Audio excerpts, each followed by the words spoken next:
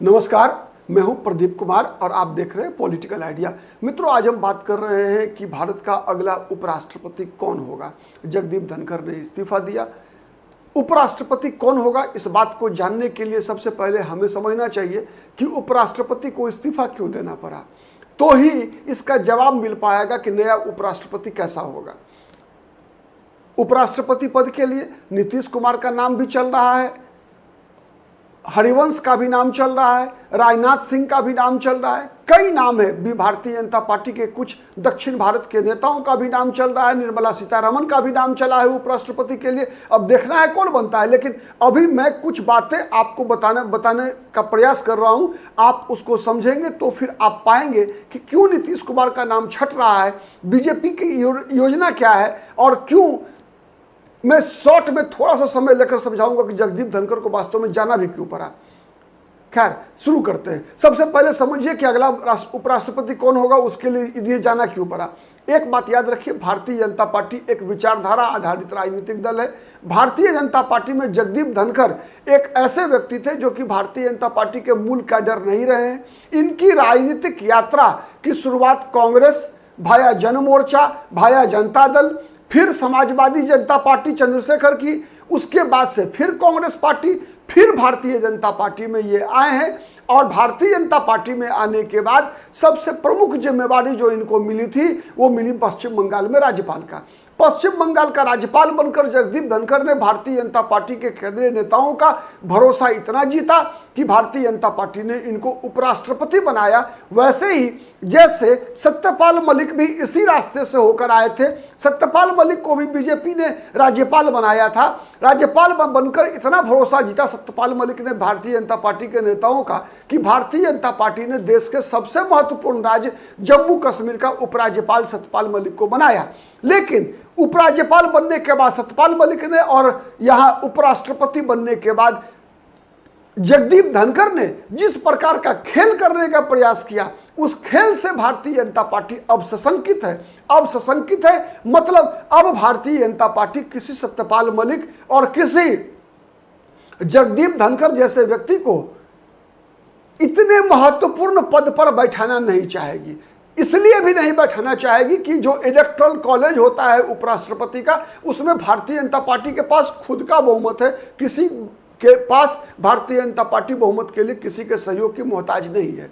एक दूसरा बात मैं बता रहा हूं आपको कि है क्या, यह है कि वो दोनों के दोनों चेहरे महत्वपूर्ण पद पर जाने के बाद विद्रोह हुआ, तब तक साथ रहे। तो ये विद्रोह तो नीतीश कुमार का नाम अगर हटने की बात चल रही है, नीतीश कुमार का नाम कमजोर पड़ने की बात चल रही है, तो ये नीतीश कुमार पर भी लागू होता है। नीतीश कुमार मुख्य रूप से 3 कारण से छटे हैं उपराष्ट्रपति के दौर से। क्योंकि जब भी समाचार आया कि जगदीप धनखड़ ने इस्तीफा दिया तो बिहार में सबसे बड़ी चर्चा का विषय था कि नीतीश कुमार तो भारत के उपराष्ट्रपति बनने जा रहे हैं। बिहार में मुख्यमंत्री पद के उम्मीदवारों की भी चर्चा शुरू हो गई। हमने भी चर्चा शुरुआत किया कि भारतीय जनता पार्टी के लिए शायद ये स्वर्णिम अवसर मिला है बिहार में कि जब बीजेपी अपना मुख्यमंत्री बना सकती है, नीतीश कुमार को उपराष्ट्रपति बना सकती है। लेकिन जैसे जैसे जगदीप धनखड़ का मामला खुलकर बाहर आया, पहले तो सबको लगा कि स्वास्थ्य कारण से कुछ गड़बड़ हुआ है ऐसा, जिस कारण से वो इस्तीफा दे रहे हैं। लेकिन अब जैसी मामला आ रहा है कि जगदीप धनखड़ उपराष्ट्रपति बनकर बीजेपी को ही फंसाने की साजिश रच रहे थे और उसके लिए वो मिल गए थे विपक्ष के नेताओं के साथ। आपको पता है जस्टिस यशवंत वर्मा के खिलाफ महाभियोग का प्रस्ताव आने वाला है। इस प्रस्ताव पर भी मतभेद था कि लोकसभा में पहले पेश हो कि राज्यसभा में पेश हो। और उतना ही नहीं, जगदीप धनखड़ इलाहाबाद हाईकोर्ट के जो जज हैं जस्टिस शेखर यादव, यशवंत वर्मा के साथ साथ शेखर यादव पर भी महाभियोग चलाने की बात चल रही थी। और इसके लिए जगदीप धनखड़ और विपक्ष मतलब कांग्रेस पार्टी के कुछ नेताओं के बीच सहमति बन चुकी थी, जिसका खुलासा होते ही भारतीय जनता पार्टी के नेताओं का दिमाग चकरा गया। और इसी चकराने के परिणाम स्वरूप अंततः जगदीप धनखड़ को से प्रधानमंत्री ने इस्तीफा मांग लिया। और अब जब हम नए उपराष्ट्रपति की बात कर रहे हैं तो कई नाम चले। सबसे पहले नीतीश कुमार 3 कारण से छटे। एक तो सबसे पहला कारण नीतीश कुमार के बारे में जो मैंने बताया, जगदीप धनखड़ वाली स्थिति। मतलब जगदीप धनखड़ मतलब गैर भाजपाई, मतलब जिसका कि भाजपा से बचपन से संबंध नहीं रहा हो, मूल राजनीतिक कार्यकर्ता भाजपा से नहीं थे, वो दल बदल करके आए हुए लोग थे। भारतीय जनता पार्टी अब ऐसा किसी व्यक्ति को आगे बढ़ाने का दुस्साहस नहीं करेगी ऐसे संवैधानिक पदों के लिए जो भारतीय जनता पार्टी की विचारधारा से दीक्षित ना हुआ हो। ठीक है, शिक्षित और दीक्षित ना हुआ हो। तो एक इस मामले में नीतीश कुमार छट रहे हैं, क्योंकि नीतीश कुमार ने कई बार पलटी मारी है। तो जगदीप धनखड़ ने तो एक बार पलटा मारा और बाहर चले गए। सत्यपाल मलिक ने एक बार पलटी मारा कि बीजेपी ने उनको लपेट दिया, लेकिन नीतीश कुमार तो पहले कई बार पलटी मार चुके हैं, फिर भी बीजेपी ने स्वीकार किया केवल बिहार की सत्ता के लिए। खैर, दूसरा मामला है स्वास्थ्य का, नीतीश कुमार का।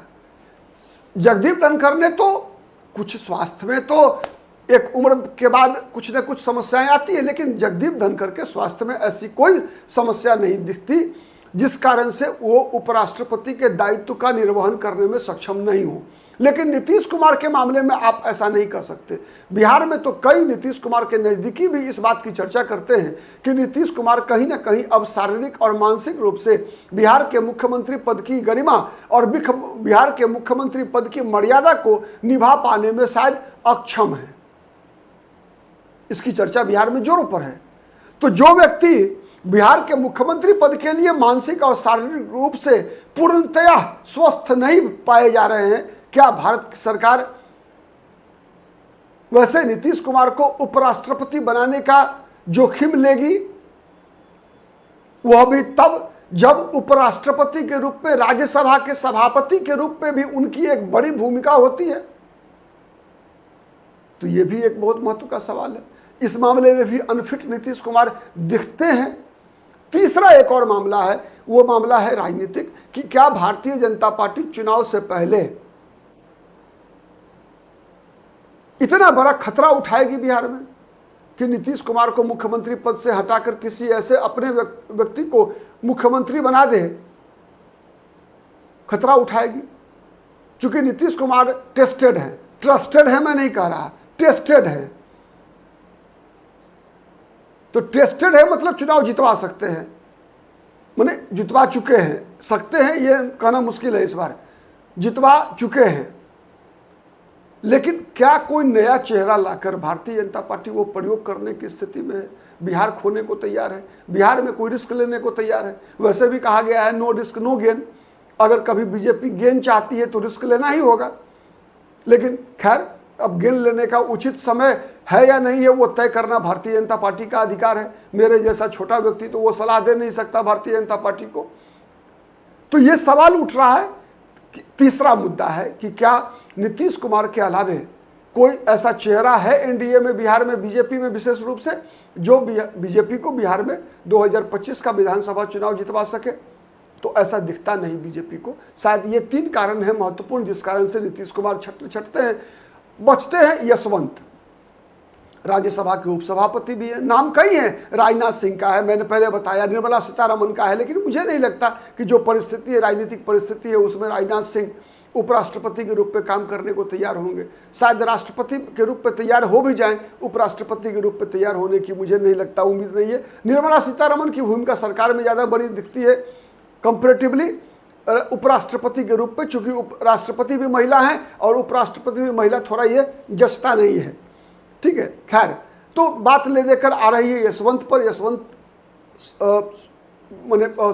हरिवंश बाबू पर, जो कि राज्यसभा के उपसभापति भी हैं। और कहीं ना कहीं देखेंगे कि हरिवंश ने भी, ठीक है कि भारतीय जनता पार्टी के विचारधारा से नहीं जुड़े रहे, लेकिन एक बात है कि छात्र आंदोलन से जुड़े रहे। भारतीय जनता पार्टी के कई नेताओं से व्यक्तिगत संबंध रहे, छात्र आंदोलन की ही उपज रहे, विद्यार्थी परिषद से जुड़े हुए उन दिनों के राम बहादुर राय हो, सुशील कुमार मोदी हो, गोविंदाचार्य रहे हो, इन सबों के साथ एक ऐसा संबंध विकसित करके राजनीतिक जीवन में रहे हैं डॉक्टर हरिवंश, कि जिस कारण से लोगों को शायद ये अनुमान होगा कि ये।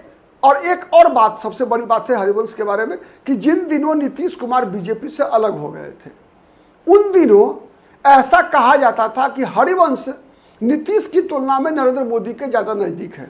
और जब 2024 28 जनवरी को नीतीश कुमार दोबारा बीजेपी के साथ आए थे तो कहा यह भी गया कि नीतीश कुमार को फिर से बीजेपी के साथ लाने में डॉक्टर हरिवंश की बहुत बड़ी भूमिका है। तो शायद इसका भी इनाम डॉक्टर हरिवंश को मिले कि उपराष्ट्रपति के रूप में। तो इसीलिए आज के दिन में ये बात मजबूत दिखती है कि नीतीश कुमार का दावेदारी कमजोर पड़ चुकी है, हरिवंश की दावेदारी मजबूत है।